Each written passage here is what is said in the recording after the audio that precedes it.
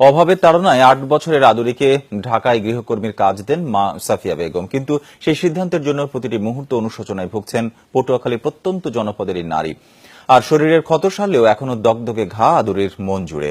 অভাব অনটনে তার লেখাপড়া আর চিকিৎসাও বন্ধ হতে বসেছে। সংসারের খরচ মেটানোর বড় দায়িত্বটা আদরির ছোট্ট কাঁধে।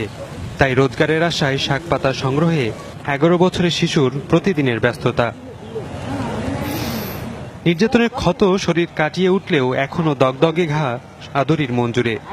আদরির গায়ের মধ্যে ব্যথা, গোস্ত স্তারির দাগ, আইরনের দাগ ই করতে লাগছে, ব্লেডের কাটা যন্ত্রণা করতে লাগছে, খাউ যায় চুকয়। হ্যাঁ, ওই নদীর ওই মনে পড়লে ঘুমাইলে চিক্কুর দিয়ে আদরি ওরে ভয়।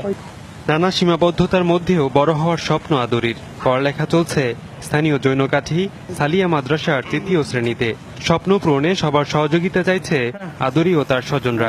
বই খাতা কেনার মতো তাদের এবিলিটি নাই, আবার স্কুলে যাওয়ার মতো তার পোশাক আদি হইতে কোনো অভাব।